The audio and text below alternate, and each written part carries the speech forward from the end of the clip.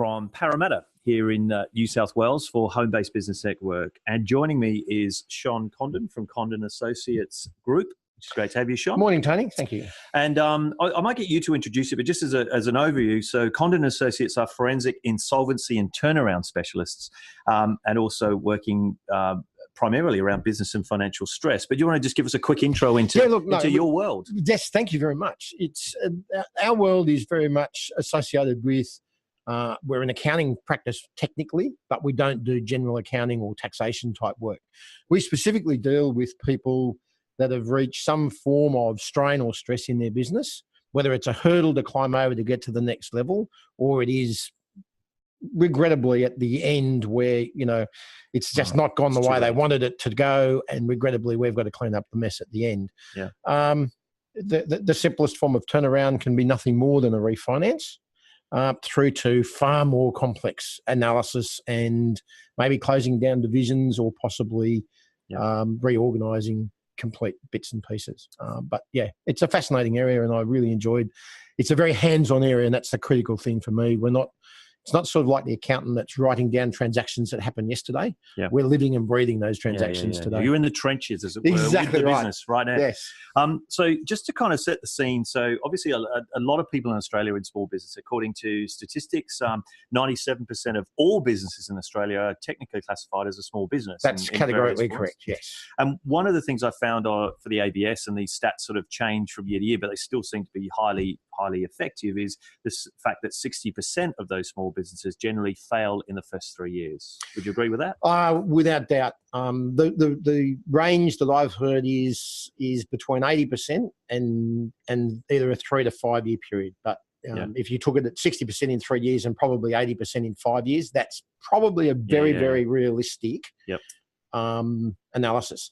Not all of those mean that they're insolvency issues. Some of those will simply be the fact that someone's tried something, that didn't work, they've stopped doing that, then they've moved on to something else to try. And that's the micro business that's experimenting in the marketplace to find something that gives them a fair or an above average return on the time. So I think there's a lot of things that you can go out there and do, which will make a little bit of money, but when you look at the number of hours you've got to put in to get the return, it's not worth it. There are better things to do. You come down to that, well, I might as well go down the road and wash cars or do one of those things, work for someone else. Yeah, exactly. And we're going to cover a lot of those points in this this kind of webinar. So it is a webinar. If you're joining us on the webinar Zoom, then welcome along, and also Facebook Live. So if you're on Facebook Live, but a very interactive session. So please, whichever channel you're tuning in on, if you're watching this live, if you're watching it post, then it's a bit hard to comment. But if you're here with us live in this session, then please feel free to, at any point, don't wait to the end, just jump on with questions. I've got the screen in front of me so we can actually fire questions and make this a complete discussion forum.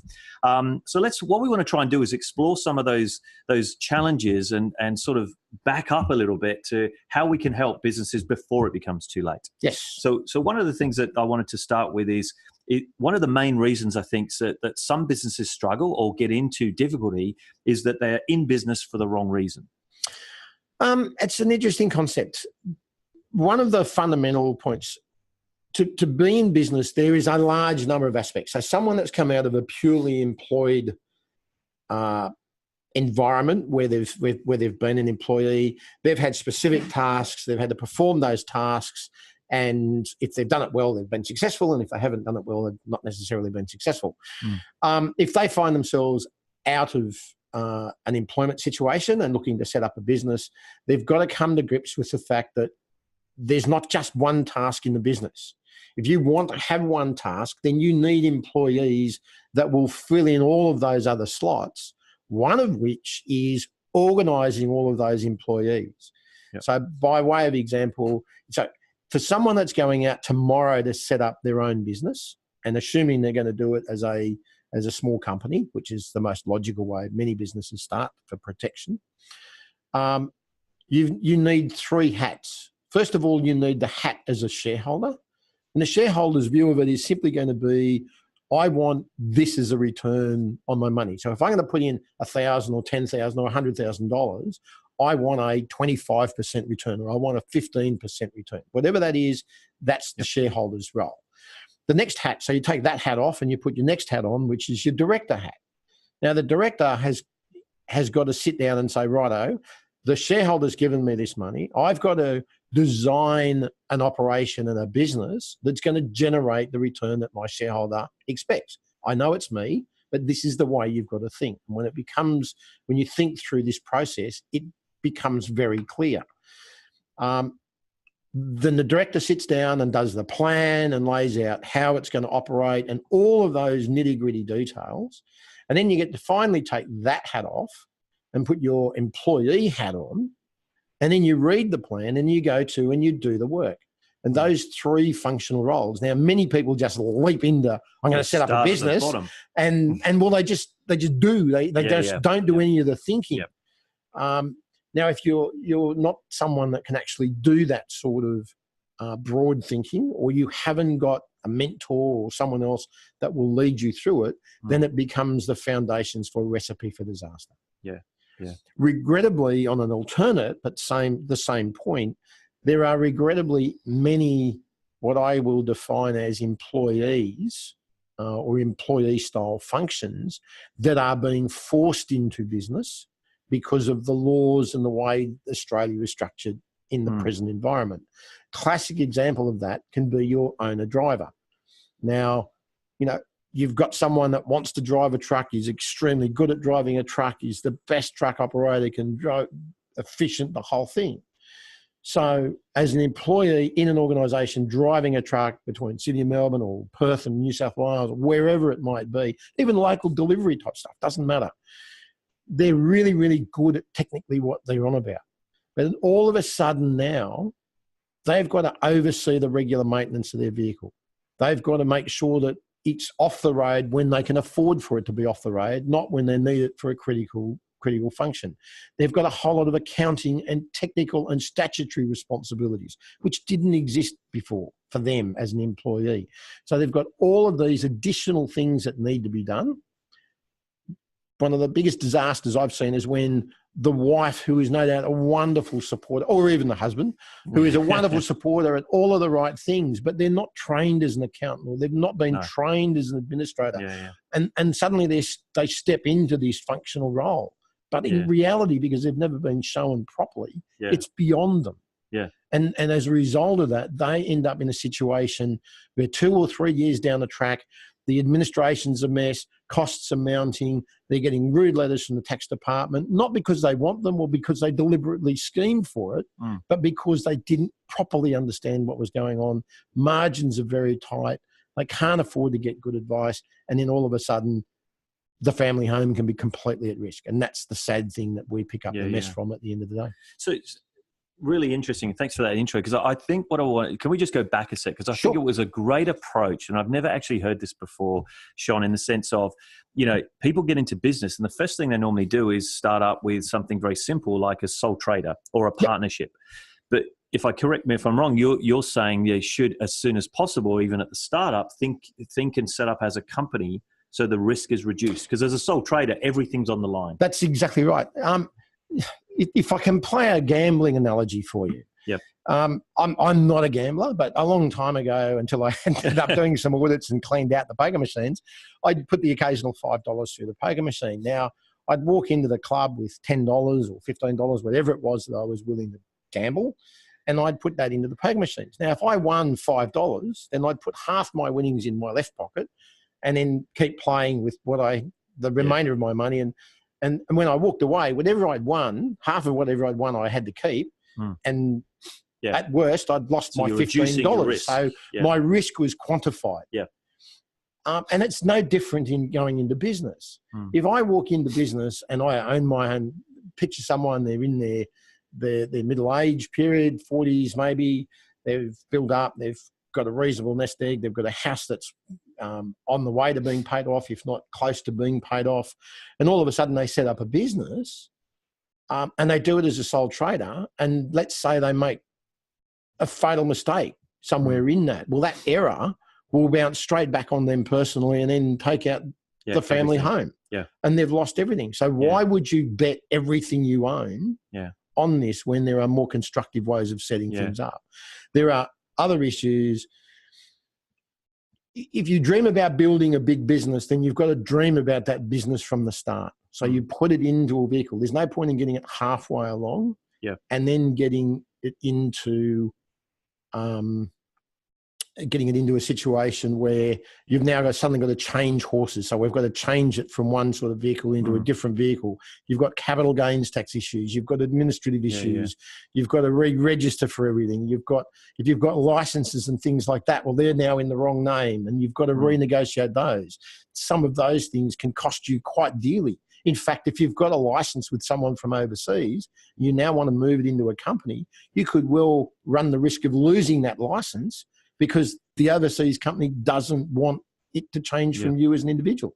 Or there's someone else that now wants to bid for it and your overseas supplier is willing to support you, but the minute you change it, it's on the open market. So there's a whole lot of dramas and issues in there that they should think. And you mentioned partnership. Partnerships are one of the most catastrophic things I've seen anyone get into. So now's the time to tune out if you're in a partnership. No, not at all. Tuned. Not at all. Definitely. No, please. The critical thing with partnerships, you really, really, really must know your partner. Yeah. But it's an interesting one because I've had some experience in that sort of sense as well earlier on. And sometimes you think you know them and you don't know them until the crunch comes. And then you realize that, if there's greed gets into it, or I think, correct me if I'm wrong, but sometimes in my experience and what I've heard from others is when the partnership becomes unbalanced. One person's doing what they're thinking is more than the other person. It's more often perception that brings it undone. How do you work through that? That's an interesting kind of scenario. When I've got, and even if you set up a company and you've got, like if you and I went to set up a company, set up a new business and we were doing it as a company, but you're going to be a 50% shareholder and I'm going to be a 50% shareholder. Yep. That doesn't change the rules. We are still partners in the business. Yep. And so what we need to do, what I try and do with people is sit them down and work them through a process of, right, it's gone wrong. We're going to sort out what the rules for when this goes wrong are. Yeah. And how do we split it and what happens here and what happens there. And you go through a process that forces them into the worst scenario at the start. And if they've worked out how to deal with the worst scenario, getting along with a smooth becomes simple. Yeah. As you rightly pointed out, it's when it moves to a point and it's commonly, there's not as much money going around. And so someone perceives, so we started the business where each of us are taking home half the net profit. Then all of a sudden the profit's down to not enough to keep either one of us alive. Yeah. And so I get this sense or feeling that I'm doing all the work and you're walking away with half the pay for nothing. They're the situations where it all comes undone. Can a partnership be more than two people? Yes, most definitely. So some of the accounting firms, in fact. Oh, yeah, of course. When you're a partner.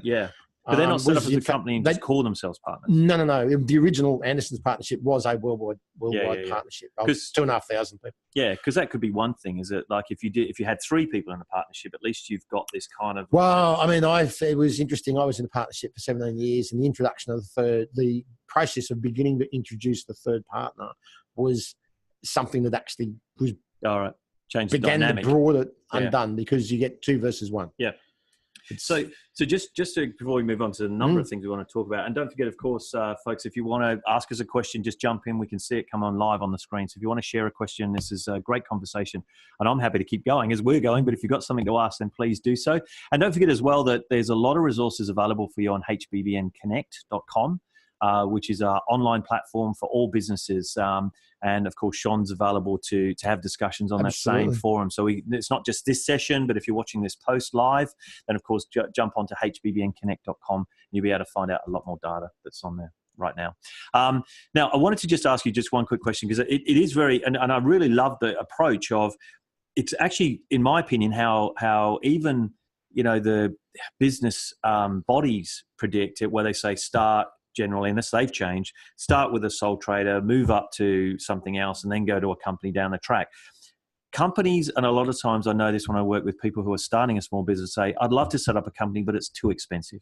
What we're saying now, it's the price you pay at the beginning it could save you a lot in the future. But it kind of comes on to the next question about, startup capital, which is again one of the other failures.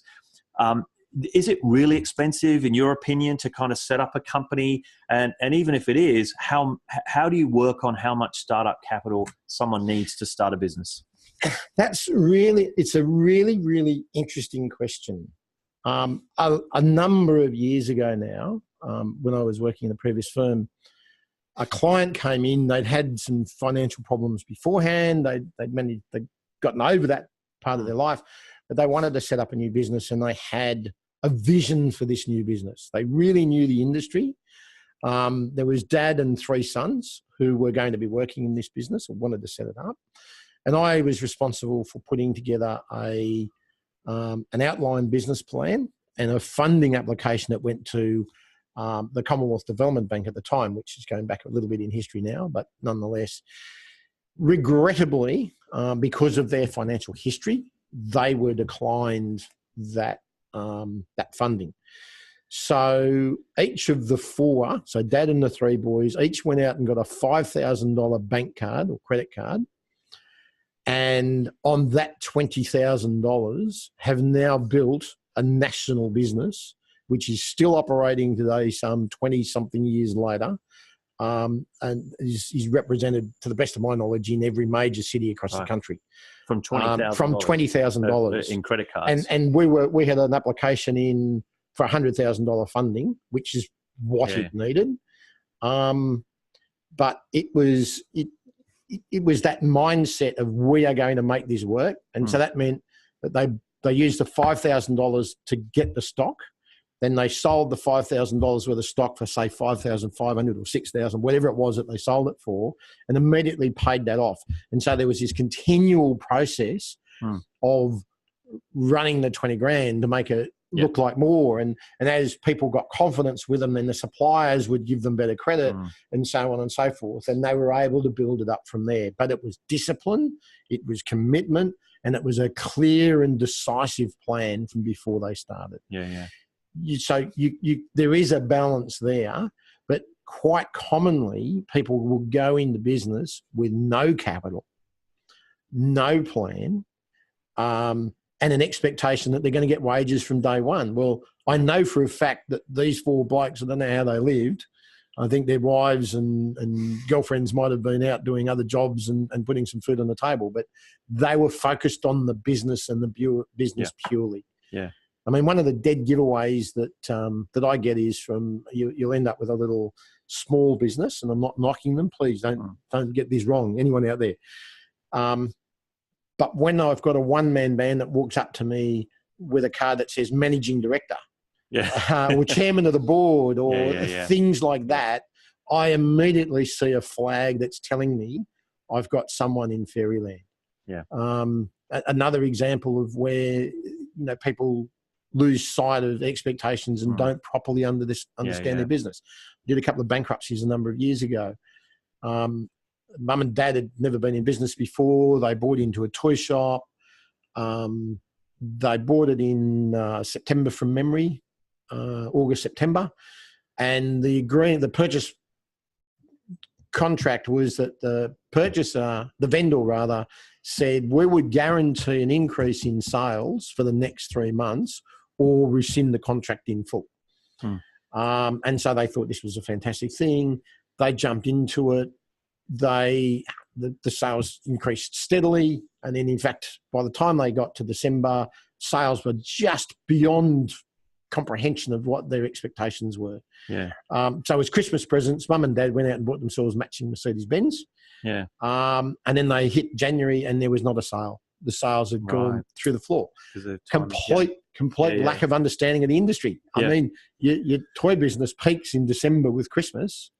And then you've got to use the money that you made in that period to carry you through the quieter times, particularly January, February, where everyone's getting over paying off the bills that they ran up in December. So again, it's like forward thinking, isn't it? It's all part of the planning process. You start today. So talking about forward thinking, because I think another challenge that small business runs into is that they start up, they've got the right startup capital, they're in the right business, it starts to work, they get customers, then they get to a point where they can't do it all and they need to employ someone. Yes. And this is always the challenge between understanding the responsibilities, especially now with a lot of the HR laws and everything about how do you hire someone. Originally, I think it was easier to contract someone, and now contractors that work full-time are technically employees, I think. So you've got to be careful. There's a whole lot of rules that if you don't understand them, will catch you out in the long run. Yeah. And you can pay someone what you believe is the full amount and discover 12 months later or 2 years later that you've got an authority coming through pointing out that you've done it wrong, and you now owe that person more money. Yeah. So, for example, if you're paying someone $60,000 as a contractor, and you pay them the whole $60,000. Yep. Well, the authority is going to come through and say, well, that's the net pay. You didn't deduct a tax. I don't know what the calculation would be, but let's just call it 20. Yeah. The tax on that is 20. So you've now got to pay 20, which means that you've actually paid your contractor, employee, or whatever, $80,000. Yeah. Whereas plus had you super, plus anything else on top of that. But it all adds up to your base 60. Whereas had you actually agreed that he was a proper employee in the first place and taken deductions out, it provided it complied with award rates and things like that, you could have paid a $60,000 figure, which incorporated both pay as you earn as well as their superannuation. Yeah. And that could have been an agreed rate between the employer and the employer. So let's say they do it correctly, as they should do, and they hire someone for 60 grand. What should they be thinking about in terms of their business? They've got customers, they've got work coming in, they're flat out themselves, so they need to do something. Otherwise, things will start to crumble and their stress and everything. So what are some of your tips about just to look for before you put on that person? Well, the critical thing, your systems and your processes start at the very moment that you begin your business.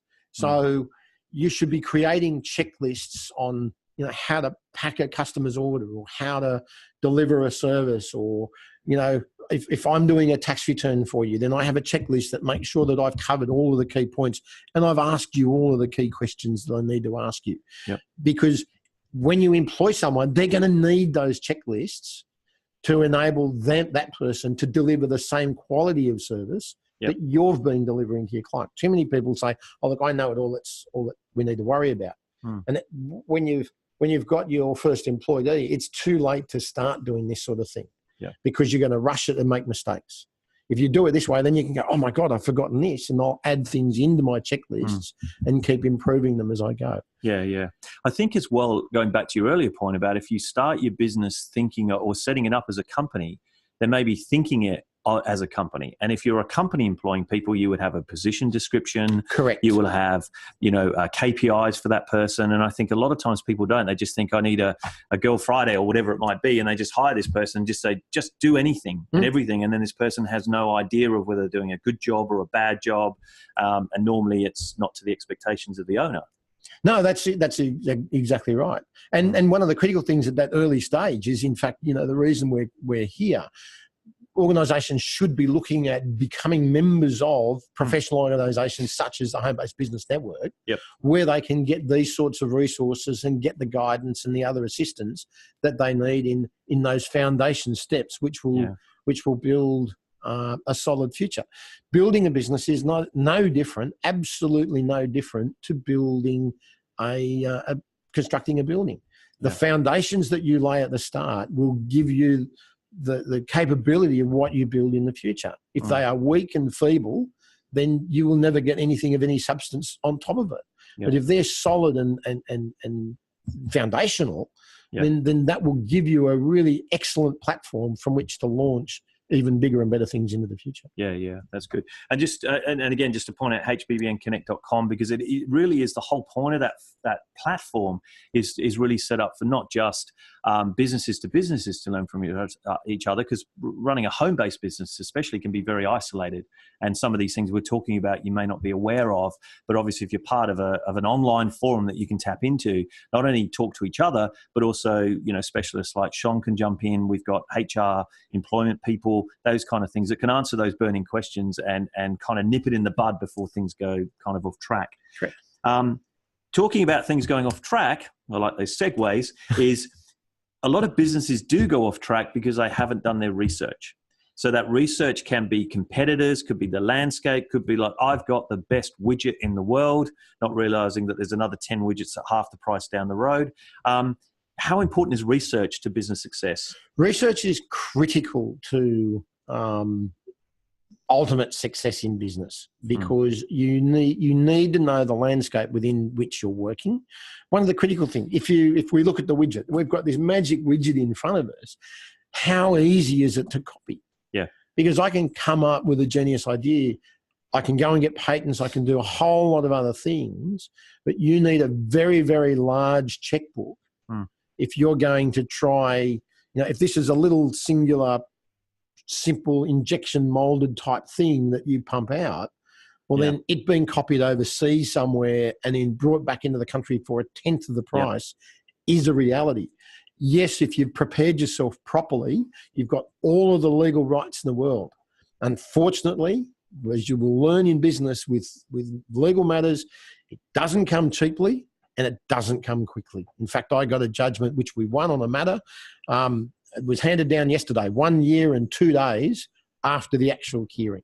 Jeez. And that can be, in some consideration, reasonably quick. But if my whole business was totally dependent on it, then you've got a year of I've got a year of distraction or doing nothing. And that was, the distraction in reality was running the court case, which was 2 months before that. The last 12 months have just been waiting for a judge to write his decision, and they ended up. Yeah. I think it also, people that invent a product, fair enough. But I think it's also, some people overlook the fact that, you could be an electrician or a plumber or have a professional services business. But when you enter the business, it's not unique in the marketplace. So it's almost like when you start, you've got to have a point of difference. So people can say they do it better than these guys. Yes, it's not necessarily better. I mean, let's take the plumber or the electrician. If you want to be a plumber or an electrician in your local area, then take some evenings and just go and knock on some doors and say, look, I'm just inquiring about plumbers. What do you find the biggest problem with plumbers are? Yeah. And that research is valuable. And then so valuable. The minute, if you get all of that and then you then say, everyone said they don't wear uniforms, they don't answer their phone, they do this, carpet. They dirty the carpet, whatever the things are, and you put a flyer, a brochure or something out that says, or create your website that says, these are the things we don't do. We make absolutely sure that none of this happens. Yeah. Then bingo, you've found the hole in the local market that will have others trying to catch up with you. Yeah. I think that's really important advice. And I think people just jump in and they don't do that sort of thing. The other thing I want to move on to is relying on a single customer. A lot of times when people start a business, they start a business from even coming, as we said before, coming out of employment and then saying, great, okay. And I know even back in the day when I very first started, what got me out of full-time employment was having an anchor customer, someone that could at least give me that income stream, that cash flow that I needed from day one, which is, I think, an okay thing to do as long as that doesn't stay that way. Because if like 80% of your business is sitting with one particular customer, and that customer, and I know an instant where that this happened in this particular business, which was a major brand, just decided we're closing down our Australian operations. And it just meant no more work for you within a month. When the mill closed in Wollongong, the number of businesses that failed immediately after that was beyond comprehension.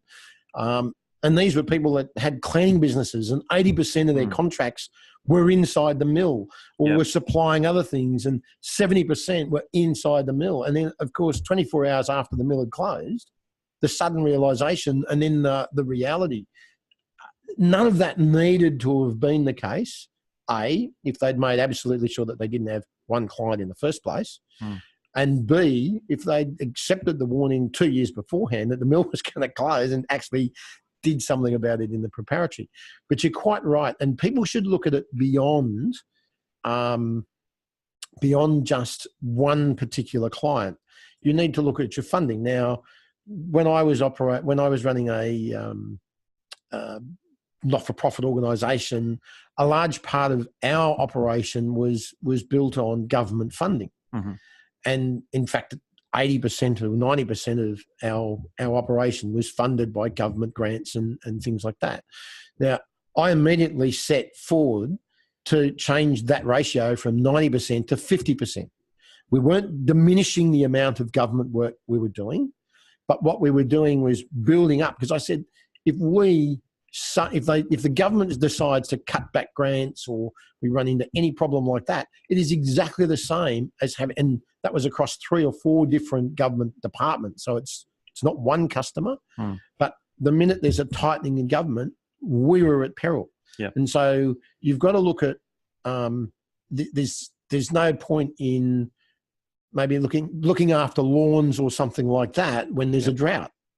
No. Because all of a sudden everyone's got the same problem, and if your lawn's dying, there's no point in fertilizing it. Yeah. If you haven't got the water to put on it to make the fertilizer work. So you've got to look at the thing, and you've got to have a component to your business that will balance when these times get tough. I think it's similar to the like I always, when I've worked with businesses in the past that just do air conditioning, for example. Yep.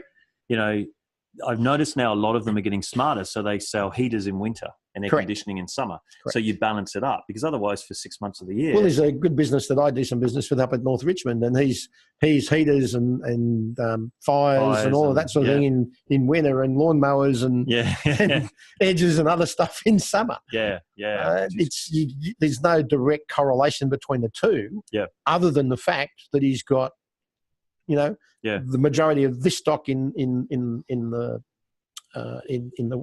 shop during summer, and the majority of this stock but both are still there all year round. It's just the focus changes. It changes around. So don't forget, folks, we've got probably 5 minutes or so left on our webinar and our live Facebook today. So if you do have any questions, then fire them up, because now's the time, and we'll get into some of those if they come through. Otherwise, we're going to, as I say, keep going, because it's a great conversation. So thanks so much for your input and your expertise. So I want to just kind of then move it on to probably like we've built this business, we've gone through this journey, we've employed our first person, we've got our systems and processes in place, the business is kind of humming along, but then it sort of starts to slow down. So and I think it can be 2 ways, because and correct me if I'm wrong, if someone grows too fast and they don't keep an eye on cash flow, they can have a really, really successful business, but no money in the bank. Correct. Or it can get to a point where, customers aren't paying, or something's happening, or a new competitor opens up, or whatever. What are the telltale signs to sort of say things are not going as well? How do we pull back? How do we trim down? How do we avoid the inevitable of having to close our business? Okay. Coming back to your systems and processes, it's proper design at that stage. Yep. And most critically, you need to design a reporting system that feeds the key information to you that tells you about your business. Now, this is not necessarily just a profit and loss. Yep. It's certainly going to be some form of cash flow where you've mapped it out into the future, but it might be the number of sales leads, and you record that every week, and you graph it, and you look at these things and probably talk to someone about it. Most businesses, in my experience, will see the sign. The signs will be visible early, but the owner-operator will not see them because they're not looking at them. And you've got to look at these things. Then when things begin to wane, you need to go in and focus on why are they waning and what do we need to change to rectify that. So if your number of leads are dropping, you need to find out why. Is it because you're in an industry where, after you've sold so much of it, well, it's no longer an industry in itself. And so you need to find some other component that you can add to your business, and that becomes a secondary role within your organisation then. If you're completely built around one particular thing and you've exhausted that in your area, or like penetration in the market, penetration in the market, that's exactly right. Then that does bring you to the demise. one of the problems we do come across is someone that is totally committed absolutely to what they believe is the future. And come hell or high water, they're going to keep working at it and wait until everybody else catches up. Well, sorry, that doesn't actually work. No. Doesn't pay even if you are right, you'll often find that you'll go break before everyone else finally realizes that you were right, and someone will jump into the market at the right moment. And I refer to that as an increasing investment in a failing course of action. Okay. And you will. Well, the worst situation I had of it was some people came in. The business had started losing money. It got to a point where it was pretty much consistently losing $10,000 a month. They did that. And then he said, we sold our family home. We netted $400,000 out of that. And I was really excited because I thought I had a situation here where we had a living, breathing business and $400,000 in cash that the director was willing to invest into the business. And with that, a future plan was absolutely effective. It could have been so fantastic. And then I got kicked in the guts with, and we put that in. We put the 400,000 in 6 months ago, and that's now all gone. No. So they walked in my door asking for the miracle. As much as there are wondrous things we can do, we can't wind the clock back. You just once the water's dried up, the water's dried up, and there's nothing you can do about it. So I think that's important takeaways there in terms of just understanding like the financial part of your business, because I think a lot of times people look at their bank account as the success of the business, but you don't know what has to come out. The tax bill comes in, this comes in, that comes in, and I've seen that happen so many times. Absolutely. If you're not managing that part with an accountant or whatever, and then on the other side of it is, are my leads still coming in? Am I still growing my business? And then the bit in the middle is it's easier then because you've got money and you've got leads, so you can grow the business. Absolutely. But a question from our audience is, how do you avoid distraction or procrastination in a business? Because, and this is particularly, I suppose, for home-based business. One of the challenges is I'm sitting at home, I can have a coffee, I can do this, I can deal with that later, and time can go by. What's your thoughts on that? Excellent question, by the way. Absolutely excellent question. First of all, if you've got a business from home, then I'm a firm believer that you need to create a corner or a room at home, which is your office. Yep. And when you go into your office, you go to work and you sit down and you do work. This construct of trying to do everything from the kitchen table will ultimately bring about a recipe for disaster. Yep. Now, I'm looking at this as there are two types of home-based business. There's the sort of thing I do on the side with my spare time. Yep. And you can get away with some degree of distraction because it's not really, it's a casual type thing. Yep. I'm looking at this as your home-based business. You are focused on making this succeed. This is your future. So let's start from the start, as I said before. Let's create a zone where I go to work and I do my work. Even if, you're an electrician, that's the van out front. It's not. There's still a small part of a room somewhere, which is your office, which is where your computer is and that. Now, computers are relatively cheap, and I'm a firm believer that if you've got a family computer where the kids play games and you might even play whatever the big whiz-bang games are that people play on computers, we'll ask Chris about it. Like Minecraft and we all don't have sorts of other time things. for any of that. No, exactly right. I'm in business. So you've got that over there. And then here you've got your business computer. Yeah. And so when you're sitting down at it, you can't get called away or pulled away to other things. You're sitting there and working and dedicate the time to do something. Now, of course, emergencies happen or something. There could be an issue with children or whatever. By all means, you stop and do that. But you've got to set down your time and you need to find the right time of day to do it. Yeah. That may well be between 10 and 12 at night. Yeah. I mean, I function exceedingly well up until about 2 o'clock in the morning. It's just the way you are. I am. Yeah, exactly right. Yeah. And so don't be afraid, provided doing that. I mean, if you're flying a plane at 6 o'clock the following morning, that's probably a bad plan. But, so long as it's safe, then build your environment. And that's the beauty of the home-based business. It really is. It gives you the flexibility that someone in business doesn't have. The other component to it is get out of home. It may well be home-based, but it is not home-bound.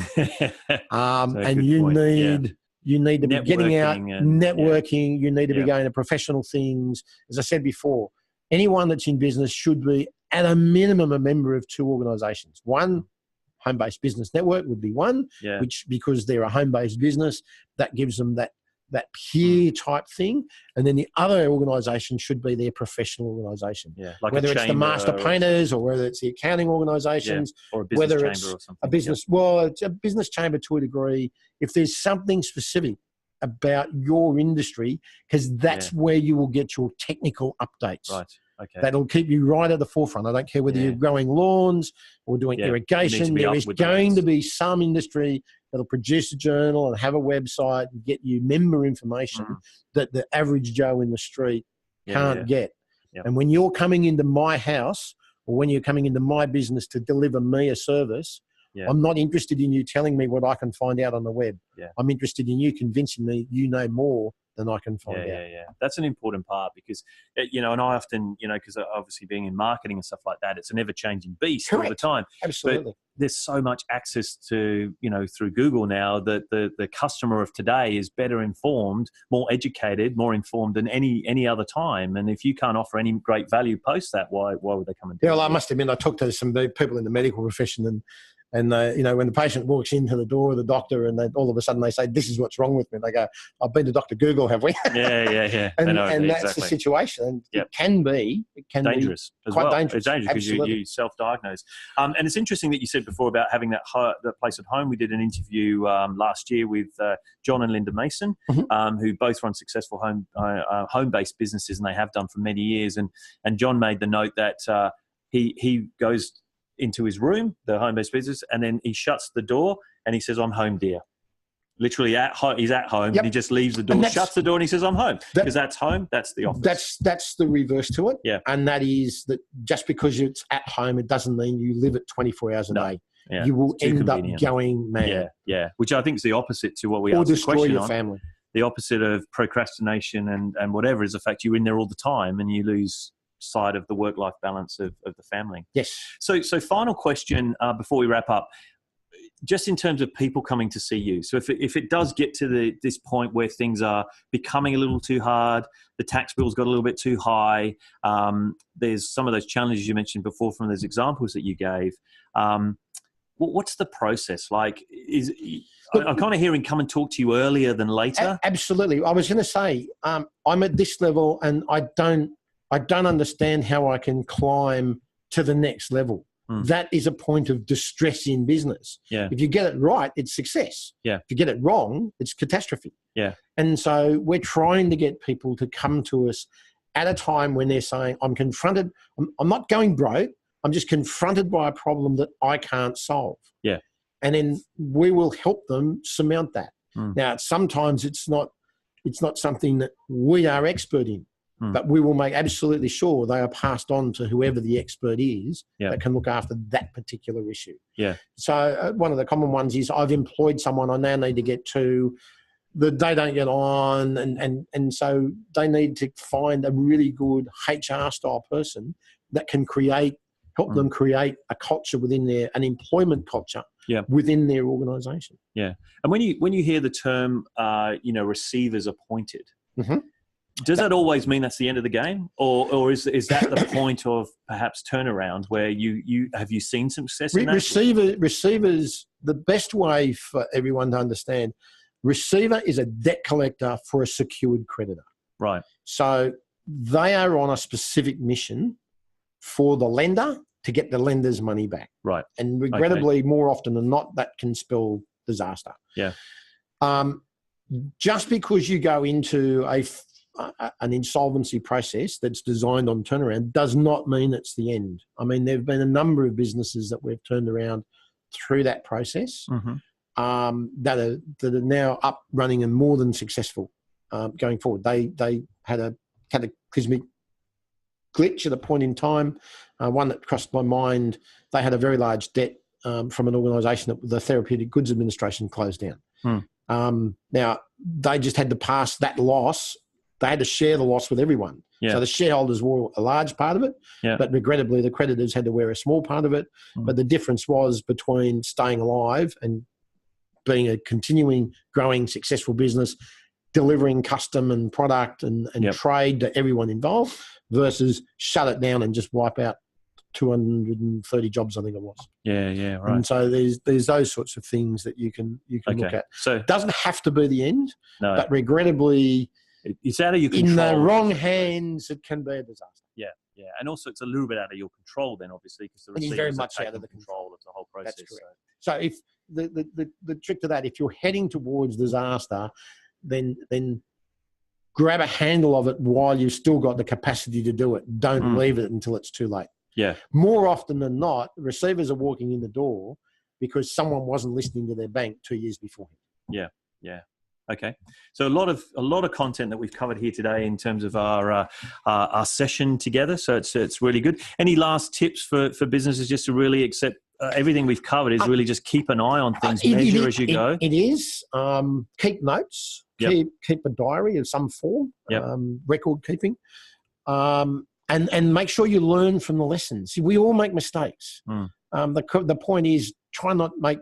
If you're going to do it a second time, make sure it's smaller than the first one. Yeah. And don't let there be a third instance of the same situation. Yeah.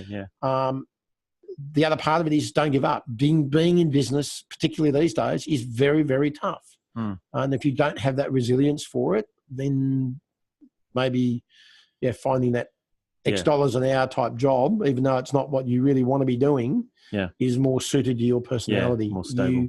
You've just got to really, really commit to it and throw yourself at it. Yeah. And maintain a balance between your business and your life. And even, I suppose, just as a last question, I did a session yesterday at an event which was called the Failure Forum, which was interesting. It was a panel discussion, and it was about disasters or failures that the panelists have had in business or in their career, and then how they bounce back and overcome them. And there was some great out stories of success after doing it. But one of the conversations came out about innovation, like in a world in most different industries that are changing. We've got artificial intelligence coming in and robots and all sorts of things. How important is it for a business that is successful and is watching this now and running and thinking, I'm good, everything's well, to actually have that little bit of risk in terms of what we would call innovation, like trying something like just a little bit? You must always be trying something new and something different. And you should always be looking at, are there smarter ways of doing what I'm doing? Yep. Or finding alternatives to what it is, and looking at alternative uses for the things that you've got, because your next market can simply come by someone turning your product upside down and using it for a completely different role. Yeah. I've seen many situations where the functionality of something, and they've said, I never thought of using that. And that was just someone who was using it at home. Yeah. For their own devices. Yeah. Excellent advice. Well, we're out of time, so thanks very much to Sean, and also, Condon Associates Group. Obviously, you can see he's an approachable person. So a lot of people think, what's it going to look like when I come into this big boardroom? But obviously, being here and sharing your knowledge has been fantastic. So look, I welcome the opportunity to chat to anyone. Our desire is to see as many people fixed and cured and put back on their feet as we can get there. Yeah. And we can only do that by talking to people. That's right. And our common objective is to get that stat down of 60% of businesses failing in 3 years, because so much is on the line. So much innovation is there. If we don't help small businesses grow, we're just going to end up with a few big businesses that own the world and lose a lot of what we love. So thanks very much for joining us, folks. hbbnconnect.com if you'd like to go on there. Start a bit of a chat, a forum. Plenty of other businesses on there, 700 or 800 members on there. So you can have a chat with those. And obviously our mentors, people like Sean that are on there right now, myself, and a whole bunch of others to listen to any particular challenges that you might want to discuss or successes you might want to share. But from us here at HBBN, thanks for joining us. Have a great day. Cheers, and thank you.